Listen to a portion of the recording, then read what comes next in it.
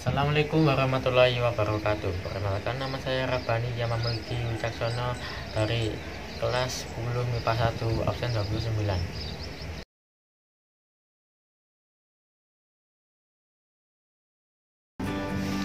Yang pertama, ada asam. Apa sih asam itu?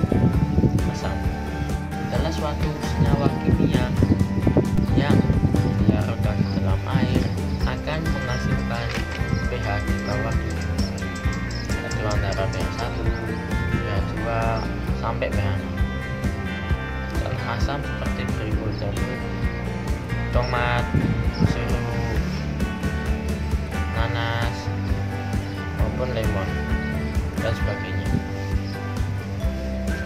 Nah, terus apa saja ciri-ciri asam? Ciri-ciri asam yang pertama yaitu rasanya asam, kecut. Kedua, dapat memerahkan tas lakmus biru. Yang ketiga, dapat mengalirkan arus listrik. Yang keempat, menimbulkan korosi pada suatu logam. Yang kelima adalah menghasilkan ion A+ hidrogen. Nah, selanjutnya, apa saja definisi asam dari berbagai ilmuwan ahli? Yang pertama, menurut Boyle. Nah, Boyle berpendapat bahwa asam adalah zat yang dapat memerahkan kertas lakmus biru. Yang kedua, menurut Arrhenius, asam adalah zat yang dilarutkan di dalam air akan melepaskan ion hidrogen, yaitu ion H+ tadi. Nah, yang ketiga adalah menurut Lewis. Menurutnya adalah asam yaitu net akseptor elektron. Selanjutnya adalah ada jenis-jenis asam. Jenis-jenis asam itu dibagi menjadi dua, yaitu asam organik dan asam non-organik. Asam organik adalah asam yang terbentuk karena persenyawaannya dengan senyawa organik. Nah, contoh asam organik itu apa saja? Yang pertama, ada asam benzoat, asam asetat maupun asam format. Nah, ketika asam itu termasuk jenis-jenis asam organik. Terus yang kedua ada asam non-organik. Asam non-organik itu adalah asam yang terbentuk karena persenyawaannya dengan senyawa organik. Dan contohnya untuk non-organik atau anorganik adalah pertama, ada asam chlorida, asam sulfat, dan asam nitrat maupun sebagainya. Itu tadi tentang asam. Dan satu lagi ada hujan asam. Hujan asam dapat mengakibatkan sangat berpengaruh sekali bagi lingkungan, berpengaruh bagi makhluk hidup dan sebagainya. Yang pertama, apa saja yang disebabkan oleh hujan asam? Hujan asam itu banyak menyebabkan, seperti pertama, dapat menimbulkan kerusakan lingkungan, dapat mematikan hewan, tumbuhan. Terus yang kedua dapat merusakan benda-benda bangunan yang terbuat dari batu kapur. Yang ketiga merusakan seperti benda mobil, motor maupun semuanya yang mengandung logam atau besi itu dapat dirusak atau ditimbulkan dari hujan asam tersebut. Nah, selanjutnya kita akan memasuki yang kedua, ada basa. Apa saja pengertian basa? Oke, pengertian basa adalah senyawa kimia yang menyerap ion hidronium dan ketika dilarutkan di dalam air, senyawa kimia tersebut dapat menghasilkan pH di atas 7. contoh dari basa adalah seperti sampo, sabun cuci, yaitu sabun deterjen, terus pasta gigi, dan sabun mandi. Nah, itu dari contoh-contoh basa. Lalu kita ke sifatnya.